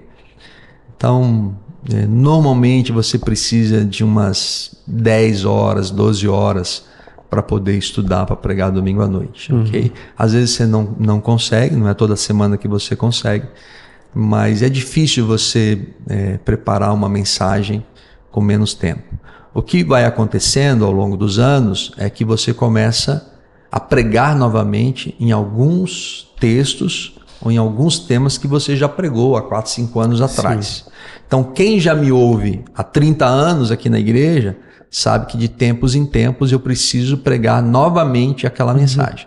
Aí você reduz o tempo de preparo, que aí você já tem um esboço pronto no seu computador ou nas suas anotações, e de um tempo para cá você inclusive tem isso gravado, né? Porque vocês gravam, então você pode ouvir e pregar. E acredito que ainda até nisso a palavra de Deus ainda fale coisas diferentes ao Senhor Sempre. de diversas maneiras. Sempre. Até porque o Senhor vai pregar uma vez para a igreja, mas a igreja também vai se renovando, Sempre. pessoas vão chegando, outras Sim. pessoas vão saindo, então o Senhor tem que pregar de novo, né? Às vezes eu abro num texto, por exemplo, Filipenses, né? E ali tem caneta azul, caneta preta, caneta vermelha.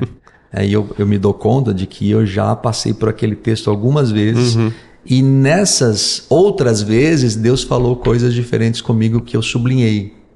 Um dia eu estava de caneta azul, outro dia eu estava de caneta vermelha, outro dia eu estava de caneta preta. Então eu vejo que tem marcações, né, de dias diferentes, porque nesses dias diferentes Deus abriu coisas diferentes pra gente. A Bíblia é um poço sem fundo. Você cava e não chega no fundo. Toda hora tem algo novo Sempre. surgindo. Sempre. Até pelo momento de vida que o senhor vai estar vendo, porque o senhor vai viver diversos momentos, né? E isso é legal. Esse tempo que eu fui descobrir que a G ela compra muito coisa de escritório, caneta e marca-texto. Esse tempo eu fui descobrir que ela tem um marca-texto amarelo para que é muito importante. Aí um marca-texto azul, se Jesus falou, alguma outra coisa. E um monte de coisa. A Bíblia também é toda colorida nesse sentido de ter essa questão mais visual, assim, né? Sim. Então, se o senhor risca a Bíblia, o senhor já deve ter quantas? Já teve quantas? Eu tinha uma Bíblia que era da minha juventude, que foi a minha Bíblia da faculdade, inclusive, dos meus primeiros anos de ministério pastoral, que tinha muita coisa marcada, anotada.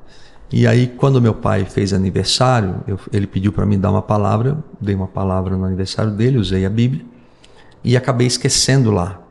E ele trouxe domingo para mim. Então ele veio com um monte de coisa na mão, colocou em cima do carro a minha Bíblia, colocou as coisas no carro, entrou dentro do carro e veio para a igreja. E no caminho, ele acabou perdendo a Bíblia. Quando ele chegou aqui sem a Bíblia, queria me entregar, procurou no carro, não achou, voltou até em casa para ver se achava na rua, mas não achou. Então quem achou ganhou um monte de anotações e sermões e tudo mais. Aí eu comecei uma nova, que eu tenho hoje, né? Que já tem vários anos, que também comecei a anotar tudo de novo. Mas eu creio que tudo Deus tem seu propósito. Eu tive que ler de novo, tive que estudar de novo, tive que anotar tudo de novo, né? Mas enfim, acontece. E o senhor recomenda algum tipo de leitura que se pode fazer até pro devocional mesmo, assim? Porque às vezes alguém tem uma Bíblia de estudo, aí lê a passagem, lê o estudo, aí vê um vídeo. O senhor tem uma maneira assim de estudar. Olha, que aconselha? Se você puder ter uma Bíblia Shed, deve ter, ok? Tem muitas Bíblias no mercado hoje, tem Bíblias de diversos pastores, diversos autores, diversos comentários, mas ainda não encontrei nenhuma melhor do que a Bíblia Shed. Russell Shedd foi até pouco tempo, né, o nosso maior teólogo vivo que a gente tinha.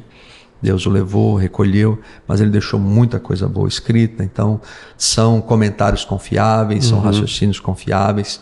Então, você vai ganhar muito mais se você tiver uma Bíblia Shed como sua orientação. E depois, a oração, para que Deus te ilumine. Deus inspirou a escrever a Bíblia. Hoje Deus não inspira mais. A inspiração foi só para quem escreveu, foi para os autores da Bíblia.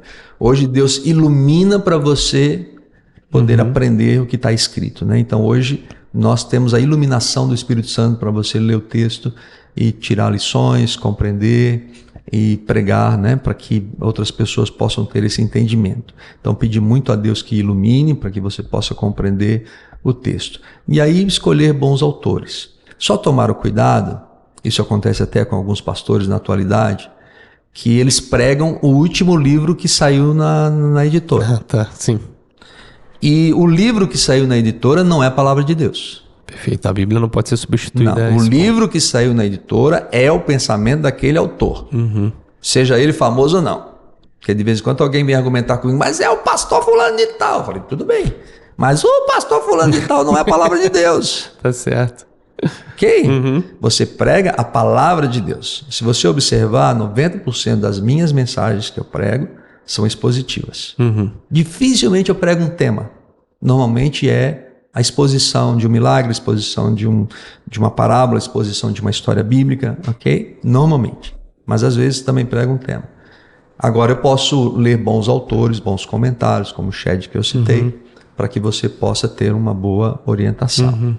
Outra coisa, nós somos uma igreja batista. Certo. Então, nós ouvimos outros pastores, bons pregadores, estudiosos da palavra. Mas um é presbiteriano, o outro é assembleiano, ok? O outro, sei lá de onde que é. E a gente tem que tomar cuidado, porque esse presbiteriano não prega do mesmo jeito que eu creio. Algumas coisas ele vai pregar que vai bater comigo, com a minha doutrina, com aquilo que eu creio. Mas algumas coisas estão totalmente fora. Então eu vou ouvi-lo quando ele pregar alguma coisa que bate com aquilo que eu creio, que vai me ajudar a compreender a palavra de Deus. Mas quando ele estudar um assunto, seja ele batismo, ceia, salvação, que é diferente da nossa crença batista, tá fora. Perfeito. Ah, mas é o pastor fulano de tal. Não interessa que é o pastor fulano de tal. Ele não é batista. Outro dia um irmão veio discutir comigo sobre a perda da salvação. Ok? Ele acredita que perda... Esse é um tema bom para um podcast. Então, a gente pode uma outra hora conversar. Com certeza. Nós, os batistas, cremos que uma vez salvo, salvo para sempre. Que a salvação não depende de mim, a salvação depende de Cristo. Ele falou, mas tem um pastor. Eu falei, que pastor? Ele falou, pastor fulano de tal. Eu falei, mas ele é pentecostal. Diferente o pensamento. Os pentecostais creem na perda da salvação. Nós somos batistas. Nós não cremos na perda da salvação. O outro veio falar comigo sobre as questões do batismo. Eu falei, e esse pastor aí? Ah, ele é presbiteriano. Eu falei, o presbiteriano, ele crê diferente da gente. Vai batizar diferente. É lógico. Sim. Então esse é um cuidado que a gente tem que ter. Hoje, com o advento da internet, a gente tem a oportunidade de ouvir vários pastores, vários autores. Só que eu preciso ver quem eu estou ouvindo. Quem eu estou ouvindo vai me dar segurança. E na mesma proporção que tem coisa boa, tem muita coisa que é ruim. Muita coisa que... É que é aquilo que o senhor falou, né? Um discurso qualquer um faz. Então, uma frase bem colocada, ou uma frase tirada de um contexto, mas botada numa roupagem bonita, você compra aquilo ali, porque, nossa, isso aqui falou realmente comigo. Mas é porque a forma de falar... Enfim, uma série de coisas, né? E entrei nesse conflito, pastor, vamos supor, não eu, né? Mas entrei nesse conflito... O que é o seu conselho a fazer? Então vou para essa outra denominação? Não. Quer que eles mais desse jeito? A Bíblia diz que você tem que ser igual aos bereanos. Os bereanos iam estudar a palavra. Você tem que ir para a palavra. Se você estudar a palavra criteriosamente, eu não tenho dúvida que Deus vai falar ao seu coração. Eu não estou dizendo isso porque sou um pastor batista. Eu não sou batista por circunstâncias. Eu sou batista por convicção doutrinária.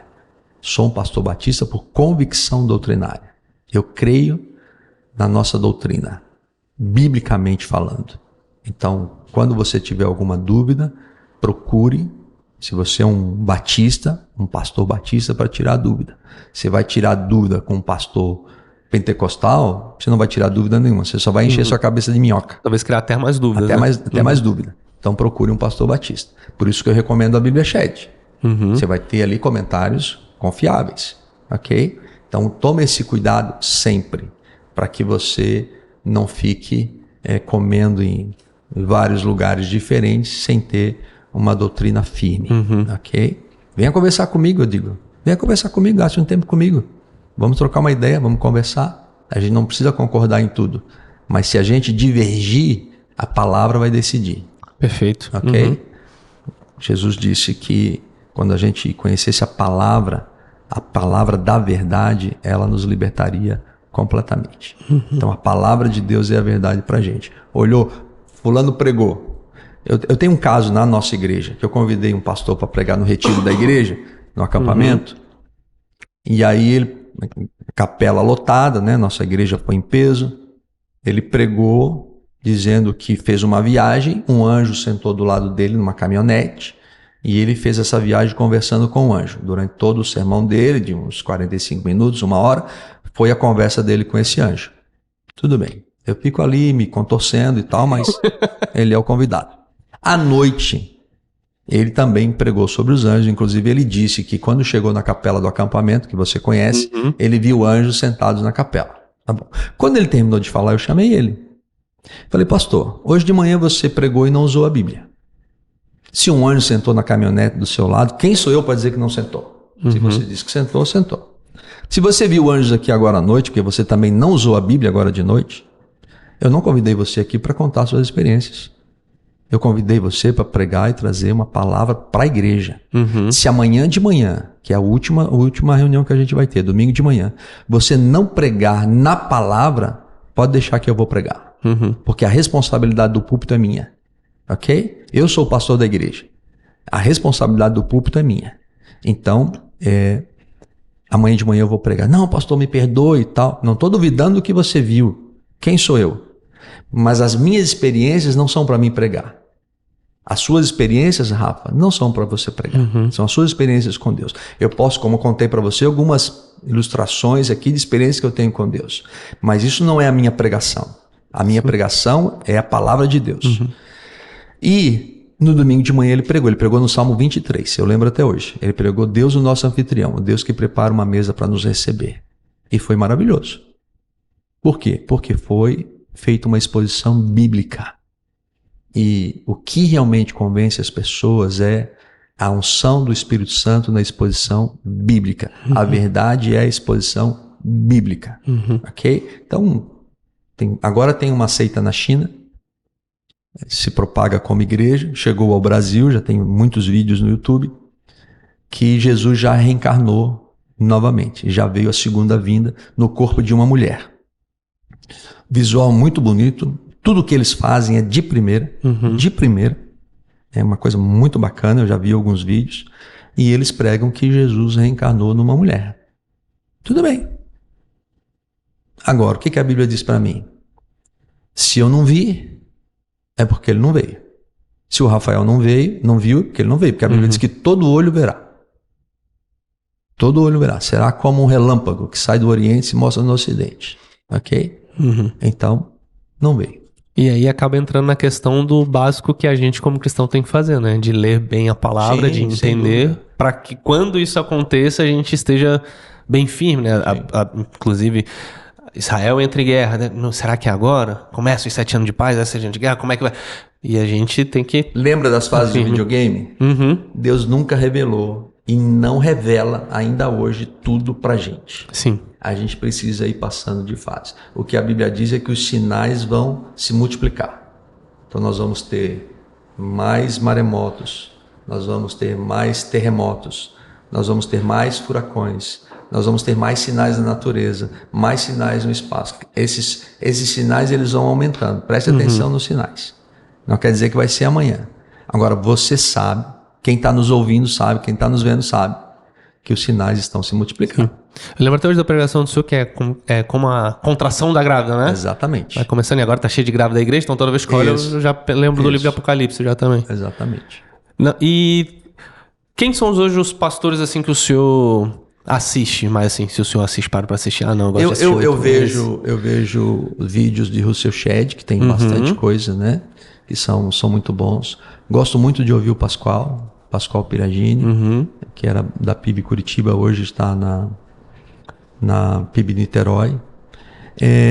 O Augusto Nicodemos e o Hernandes Dias Lopes, que são pastores presbiterianos, a gente tem que filtrar algumas coisas. Eu gosto muito do que eles falam, já ouvi eles pessoalmente, mas tem que filtrar, porque algumas coisas não batem com a nossa doutrina batista.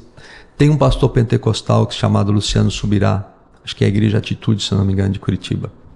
Acho que é essa. Que vale a pena ouvi-lo também, mas também, por exemplo, ele tem algumas pregações dele sobre jejum que eu discordo totalmente. Então nem todo mundo consegue filtrar. Então, se você não consegue filtrar, fique com os pastores batistas. Perfeito. Se você tem uma maturidade para você filtrar, então você pode ouvir esse ou aquele sem muita dificuldade. Sim.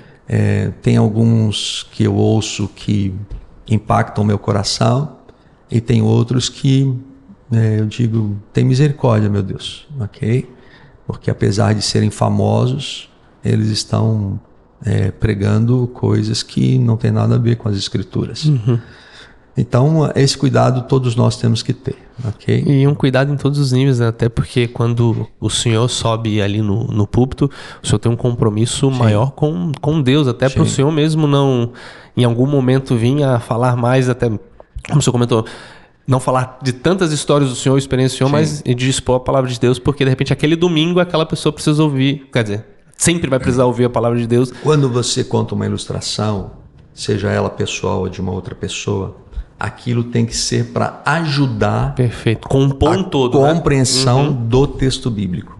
Talvez essa história minha ou de alguém, né, ela vai ajudar a pessoa. Por exemplo, eu falei da mulher grávida sobre a vinda de Jesus e você guardou isso. Sim. Ok? Então você sabe que assim como a mulher grávida vai cada vez mais tendo intensamente suas dores de parto, Jesus disse que assim seria a sua vinda. Ok? Então você gravou isso. Eu contei uma vez na igreja, que o pessoal não esquece, que a Thelma já há muitos anos, né, minha sogra tem 93 anos, então já acho que uns 7, 8 anos, ela faz um plantão por mês para cuidar da minha sogra, da mãe dela. Então ela sai no sábado de manhã e volta só na segunda-feira. Aí como eu fico sábado e domingo sozinho em casa, eu fico mais espaçoso e mais bagunceiro, ok? Então fica um tênis ali onde não era para estar, uma roupa onde não era para estar, meus livros em cima da mesa da sala, meu computador em cima da mesa da sala. Aí quando chega domingo à noite, termina o culto, eu vou para casa, daí eu lavo a louça, recolho o tênis, guardo o meu computador, guardo meus livros. Quando ela chega segunda de manhã, marido certinho. Maravilhoso. Nossa, cuidou o final de semana todo. Tá tudo certinho. E aí tava assim em casa, tênis de um lado, livro lá em cima, computador em cima da mesa, jaqueta na cadeira. E aí eu tô lá no sofá, tava lendo, escuto um barulho na porta, uma chave. Trec! Aí eu disse... Quem pode ser? Sábado à tarde. Seja um ladrão e não a Thelma. Não, sábado à tarde. Aí entrou a Thelma. Sem mandar recado, sem dar aviso, ok? Simplesmente ela chegou lá no sábado à tarde e pegou toda aquela bagunça. E aí eu pensei comigo, assim será a volta de Jesus. Eu não vou ter tempo de arrumar a bagunça. Eu preciso estar em ordem no sábado à tarde. Porque quando Jesus voltar, à meia-noite, vai estar tudo ok. Qual é o segredo sobre a volta de Jesus? A gente volta à questão do hoje. Você só tem hoje para viver. Perfeito. Então hoje, esteja preparado. Se Jesus voltar hoje, você ainda não será um cara perfeito, mas você será um cara salvo e vai recebê-lo com alegria. Então, quando Jesus voltar, você vai ter a maior esperança da sua vida. Como diz Paulo a Tito, a nossa bendita esperança, que é a volta de Jesus. Então, graças a Deus por essa expectativa, né, que todos nós devemos ter como estar na igreja, viver na igreja. Amém. Pastor, tá muito massa o papo aqui, a gente já falou bastante assim, mas queria que o senhor deixasse aí um recadinho para quem tá escutando, para quem tá escutando, tá vendo a gente assim, qualquer coisa que o senhor queira falar aí que venha do seu coração. O microfone é todo seu. Eu creio que é muito isso que a gente conversou, que ser igreja não é vir domingo à noite. Ser igreja é também vir domingo à noite. Então, ser igreja todos os dias, vivendo sua vida pessoal com Jesus, seu relacionamento com Deus, onde quer que você esteja. Não seja um 007 da igreja, né? Um 007 do céu, mas seja um agente que todo mundo saiba que você é um embaixador de Cristo, onde quer que você esteja. Procure crescer no seu relacionamento com Deus e na leitura da palavra. Eu creio que nunca vivemos uma igreja evangélica brasileira tão intensa. De 6% em 40 anos, hoje já somos em torno de 40% da população brasileira. Bastante gente. Então o mundo inteiro olha para o Brasil como um grande crescimento e avivamento da igreja evangélica brasileira. Todo mundo no mundo, é o que eu leio, que eu ouço, quer saber o que está acontecendo no Brasil. Enquanto há um grande esfriamento na Europa, nos Estados Unidos, o Brasil, o evangelho, a igreja evangélica teve um crescimento absurdo para a honra e glória de Deus. Só que a gente tem um mar de evangélicos, mas muito raso. É grande em extensão a igreja evangélica brasileira, mas com uma profundidade muito pequena. A gente precisa mudar isso. Nós, a começar de nós, não é? Eu, você, quem está nos ouvindo, a se aprofundar um pouco mais na palavra de Deus e na comunhão com Deus. Isso vai fazer uma grande diferença, não só no Brasil, mas nós vamos alcançar o mundo com isso. Amém. Pastor, Muito obrigado pelo querido. papo, pelo sempre tempo à disposição. Do senhor, tá bom? Vai voltar, né? Gostou, né? Por favor. Tem que vir um dia aqui para contar as histórias engraçadas, né? Vamos ter um episódio só disso. Só disso. Tá Galera, bom, esse foi o episódio com o Pastor Jonas. Muito obrigado por ter assistido a gente até aqui e até a próxima. Tchau, tchau. Tchau. Tchau, tchau.